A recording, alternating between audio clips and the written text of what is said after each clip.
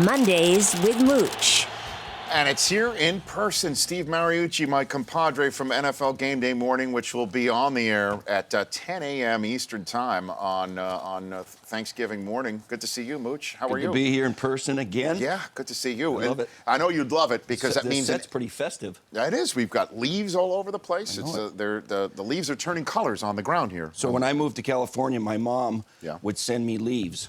A box of leaves. Yeah. For when the fall hit. Some Iron Mountain leaves? Iron Mountain leaves. And now my daughter from Boston College sends me leaves for my birthday. Fantastic. I love leaves. Was she in Fenway Park? Did she go to the game this week? Gail went there. My son Steven and Brielle went to the Notre Dame game, Fenway. They did. Hey, Boston College gave them a little bit of a go. They did give him a little bit of a scare.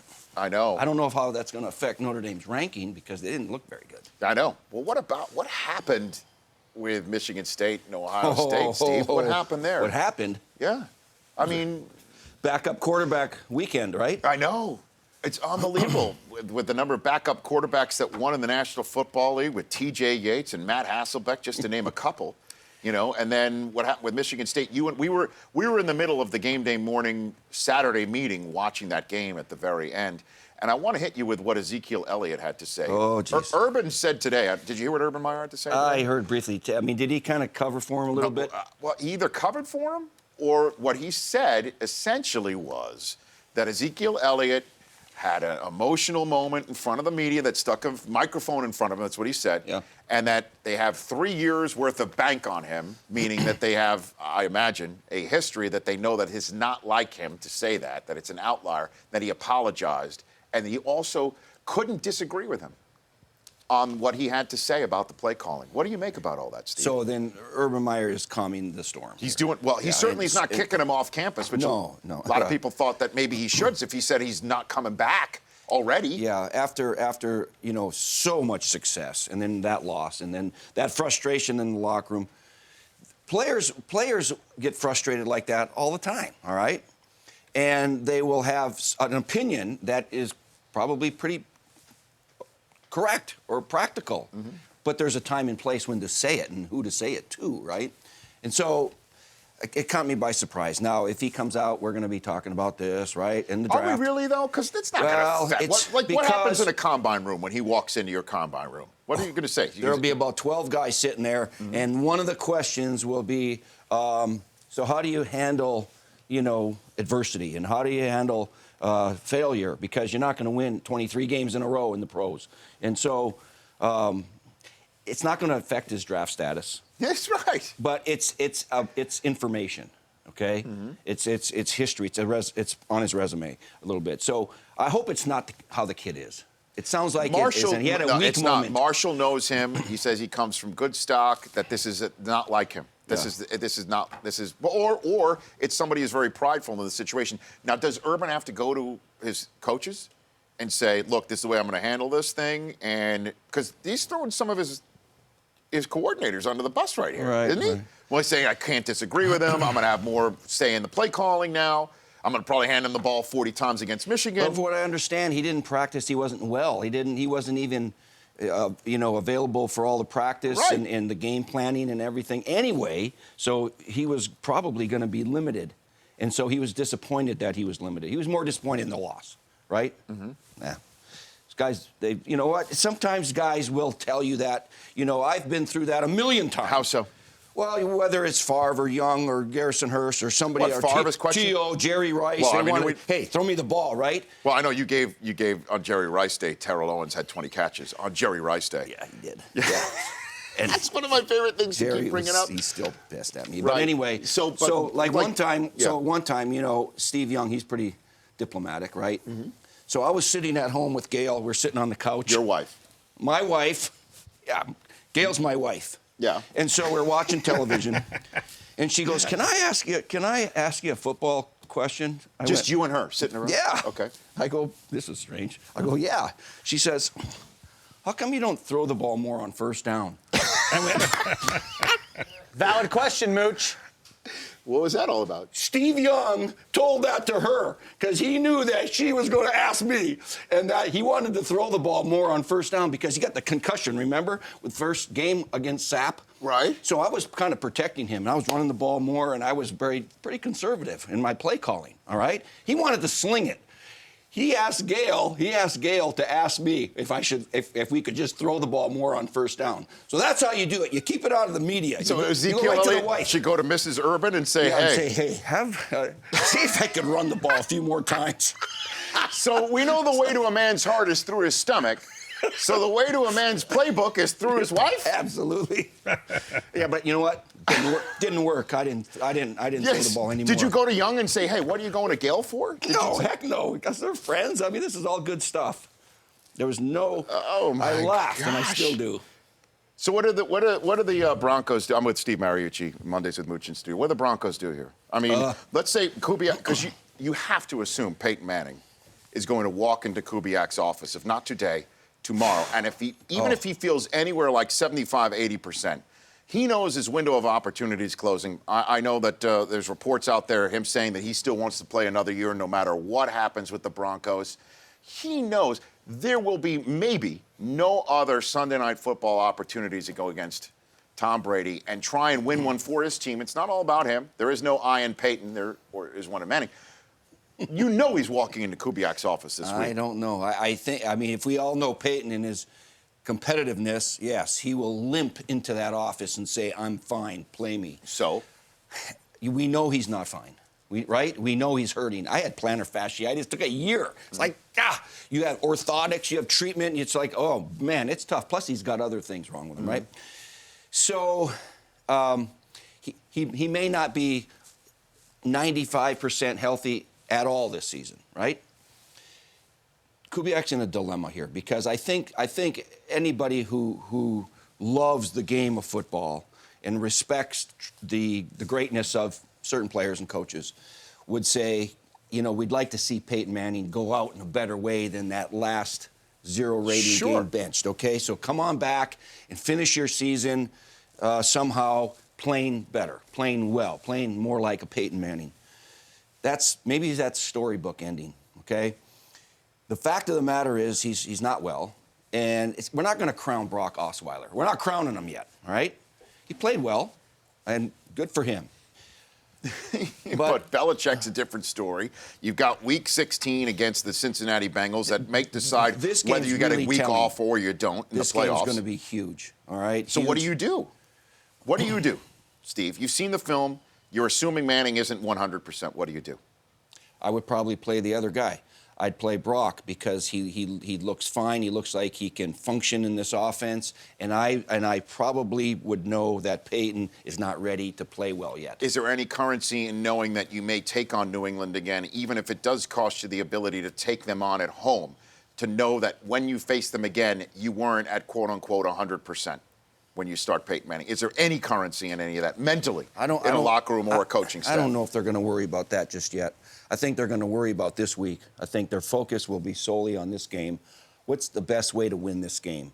With a healthy Brock or a wounded Peyton Manning. And so they'll worry about that playoff stuff as it comes. I'm going to take a phone call or two with you right here on the Rich Eisen Show. Quickly, Chris Brockman, read him the poll question so in the 60-second break he can consume it and come up with an answer on the other side. What was the most significant QB performance from Week 11 yesterday? Tony Romo, Brock Osweiler, Cam Newton, Jameis Winston. Don't answer yet, sir. Don't answer yet. Significant QB performance. Steve Mariucci is here on the Rich Eisen Show. We're back with your phone calls and more with Mooch on this Monday edition. That also includes Michael B. Jordan of Creed in person, hour number 3. Jameis Winston, 5 touchdown passes in the win in Philadelphia yesterday as the Bucs become the first team in NFL history with a quarterback with at least 5 touchdown passes and a running back with at least 200 rushing yards, as Doug Martin did in a road game. And the Bucs are now 5-5. Steve Mariucci here on the Rich Eisen Show. You know this kid from the NFL Network series Game Changers. Did you text with him? I know you're text buddies with James. I did last night, yeah. I've gotten to know this guy, you know, and he came out with a lot of things that we talked about. Like Ezekiel's going to have to deal with. He's got these other things with the crab leg. All that Zero stuff. has right? happened on that front, as far as we know. Obviously, as far as zero, we know, right. but you know what?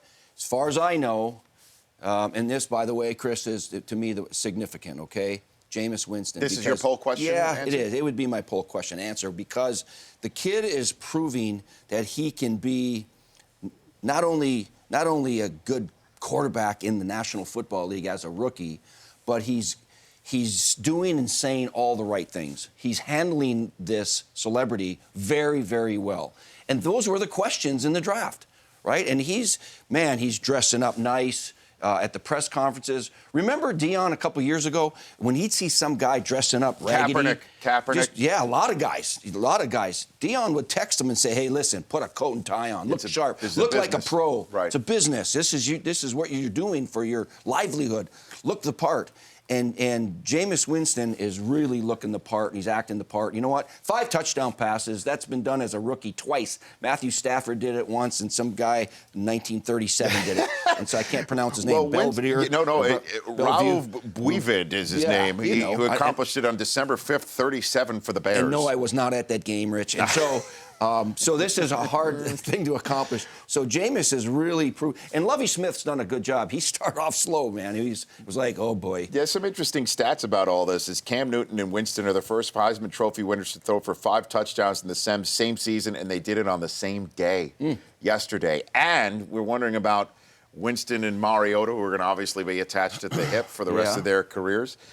They are the first rookies to have 4 passing touchdowns in the first half of a single week. And the first time the 5th rookies do it, first time that they're both #1 overall draft picks. Yeah, that's good. And Mariota's doing well, too. I love him. Let's take a phone call. Tyler in Florence, Alabama. You're on the Rich Eisen Show. What's up, Tyler? You're on with Mariucci. Hey, Rich. What's up? Big fan of the show. Thank you. Appreciate that. Hey, Mooch, I was just wondering, who do you think will have a better career, Mariota or Winston? Which one of these two? If you had to choose one right now. Oh, geez, I don't know. I like their starts. They're both doing all the right things. Jameis has a bit of an edge right now because he's got a better supporting cast as far as his receiving core than Marcus Mariota. His best receiver really is this tight end, Delaney Walker. Marcus is faster, better athlete. They're both smart guys. Jameis Winston was a 4.0 in high school, right? Got into Stanford. We know all that. Yep. Very smart guy. Marcus, smart guy, too. I mean, if you had to choose one. Why do you guys always make me choose? It's called sports talk radio, It's called guesswork. It's called because If you were the Tampa Bay Buccaneers, they chose Winston over Mariota. They had this choice. They chose it. Mm-hmm. Do you think that's the right choice or not? Obviously, both choices. Yeah, let's go with it. Let's go with it. But you know what?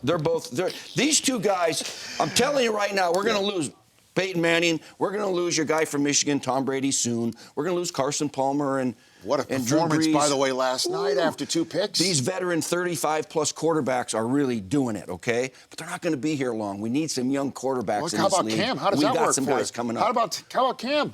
Well, the MVP, Rich, is a 2-horse race, right? It's Brady and Cam Newton. Who else is there? Well, Carson Palmer could throw his hat in the ring here, Steve. He is balling out in Arizona. Right. Yeah, okay. I think it's a 3-horse race, but, that might just be to just add another person. I do think that, obviously, you've got to choose the quarterbacks of undefeated teams when you're having this conversation. Yeah, and Carson's, boy, what a game last night. That last drive, whew. Have you ever disconcerting signals about that where the Bengals were called for simulating the snap? And then that added 15 more yards or half the distance to the goal, made an iffy field goal, a little bit more of a bunny to win it. I know it. Those guys they're always stemming and moving, right? And offensive line shifts like that too. Right. And sometimes you get somebody to move. And so, but on defense, you can't say anything. You can't say. Well, Marvin said that you can't say anything like that. I think it was Pecco who did it. Yeah. So Marvin said that his guy said that he was saying, watch for the run. Get set, not set, go, which is what Carson Palmer told Peter King. He said, get set. For what run? There's 6 seconds left. They don't have a timeout. They're not running the ball. It's absurd. Maybe they're running the ball, get a little closer for the field goal. To do what? To get a little closer. They weren't going to run it. There's 6 seconds to go. What were they going to do? Hey, we normally do what makes Mooch most mad, but I'm going to do what makes Mooch most happy because Brett Favre is getting his number retired on Thanksgiving night. Mm-hmm. And I know that there is a large hope, since we just had a call from Alabama, that one of Alabama's greatest of all time, Bart Starr, will be there. Now, you have some inside information on all of this, correct, Steve Mariucci? So, when I was a kid growing up, I grew up north of Green Bay. So the Packers were my team. Now, it just so happened to be during their dynasty years, right? So it was very easy to become infatuated with the Packers and Lombardi and Bart Starr. I have an autograph. Darn it, I have an autograph picture of me at 9 years old getting an autograph from Bart Starr. No kidding. Yeah, and so, and then having coached there, I got to know him. He's the reason I became in love with football, all right? When you go out and play football, you got to be somebody, and I was Bart Starr, okay, when I was a kid. So he's an idol of mine. He's my hero. He's everything, all right? So he had a couple strokes. And all of his rehab right now and everything that he's trying to do from a daily basis is to get back healthy enough to be there for Brett Favre's halftime. On Thanksgiving night. Thanksgiving night. It's going to be the biggest moment in Lambeau Field history, okay? So Bart's people called me and asked me if I could speak at their luncheon. They're having a luncheon for Rawhide, which is a boys' it helps boys who are having some troubles, and it gets them back on the right track. And Bart's been doing that for a long, long time. Mm-hmm. But I couldn't because we're working. We're working on Thanksgiving, right? We do all the pregame shows. Sure. So I said, I can't go. I'm so sorry. I would love to be at that game and at your. So anyway, they told me he's going to be in San Diego. And I said, when? Well, it happened to be on my birthday. So I said, Gail, here's my birthday present. We're flying down there. We had dinner with Cherry and Bart Starr on my birthday. When you my turned 60th. 60 with the guy that when you were 9 years old, you grew up idolizing. I have goosebumps Best. right now, by the way, Steve. So, wow. So he can't walk. I mean, he's just kind of walking like this, but Right. he's walking. Because the last time he got, after the strokes, he's getting stem cell treatment. Okay. He was in a wheelchair, and now he's up shuffling, walking. He's making some improvements. So okay? do you think he's going to make it for Thursday night? I know he's going to make it. And so he's had some ups and downs, but he's just bound and determined to be there. That he's got to figure out, does he ride in a golf cart? How are they going to get him out there? Is Aaron Rodgers going to come? It'd be so awesome to have Brett and Aaron Rodgers help him out to half court. So are people reaching out to you to find out, like what I'm doing about Bart Starr? You know who reached out to ask what's going on with Bart? Roger Goodell called me a couple days ago. The commissioner. Yeah, Roger called me. I was in my hotel here in L.A. Mm-hmm. He goes, Mooch, I heard you were with Bart Starr and had dinner. I said, absolutely. He said, tell me how he is, because he's a Bart Starr fanatic too. I mean, people in my generation, right? Mm-hmm. Bart Starr, and so we talked about it, and Roger was trying to decide, is he going to go to the game, and that kind of thing, and so there's such a concern about his health right now, in this treatment, and how much longer he can do what he does, and so it was just the best birthday I ever had in my life. Oh, God, incredible! And you think he's going to be there Thursday night? Bart Starr. God willing, he Sure. will be there. His flight is leaving on Wednesday. They're going to stay in the hotel. They have the luncheon the next day, and they got a couple of things that they want to accomplish and see if a couple people. Incredible, because they're all coming back, right? If he makes it, then you got Starr, you got Favre. I imagine Aaron Rodgers. They'll somehow, some way get him out of the locker room to be part of this thing. Got to. And Holmgren, they'll all be there, right? They should be there. I hope the whole team is there. From when Bart played. Unbelievable. It's going to be a very emotional night. Well, Steve, you the man. I will see you on Thursday morning as part of NFL Game Day morning. And do you think, when it all comes down to it, because I know the commissioner has got a very thick skin, do you think he's got a problem with you referring to him as part of your generation? Do you think he's got a problem with something like that? So I'm 60, and I think Roger is probably 50. Something, I mean. 3?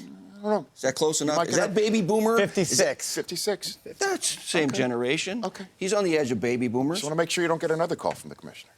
This one you don't want. Thanks for coming on, Steve. Okay. You bet. That's Steve Mariucci right here on The Rich Eisen Show. More here coming up. I had one of the last people to sit in this seat. In fact, the last person to sit in this seat was my spiritual advisor who helped cleanse my house fantasy-wise. Oh, I thought you were going to say We Hannah will Davis. discuss the update on my draft. The DraftUps.com My fan. Everybody came out in one piece. Is all I'm saying. The Rich Eisen Show, weekdays at noon Eastern. On Audience.